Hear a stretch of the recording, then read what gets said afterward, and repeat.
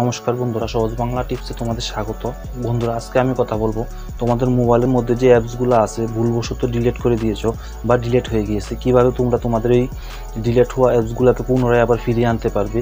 আমি আজকে সেই বিষয়টা নিয়ে কথা বলবো। তাহলে আর দেরি না করে ভিডিওটি শুরু করা যাক। বন্ধুরা, এখন আমি সোজা চলে যাব মোবাইলের হোম স্ক্রিনে। অনুগ্রহ করে পাশে থাকো, সম্পূর্ণ ভিডিওটি দেখার জন্য অনুরোধ রইল।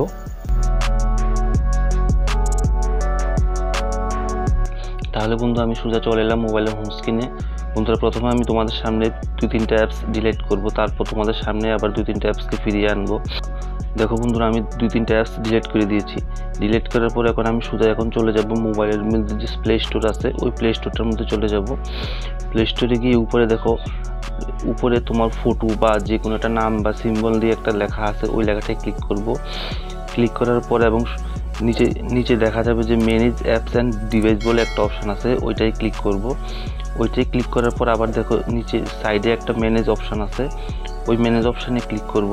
ম্যানেজ অপশানে ক্লিক করার পর ইনস্টল আর একটা ইনস্টল অপশানটায় ক্লিক করব। ইনস্টল অপশানে ক্লিক করার পর নিচে আরেকটা অপশান আছে নট ইনস্টল, ওইটাই ক্লিক করব। ওইটার মধ্যে ক্লিক করার পর বন্ধুরা দেখো, তোমরা যতগুলো অ্যাপস আনইনস্টল করেছো বা কেটে দিয়েছো, সবগুলো অ্যাপস এখানে শো করছে। তোমরা যদি চাও এখান থেকে সবগুলো অ্যাপস আবার পুনরায় ফিরিয়ে আনতে পারবে।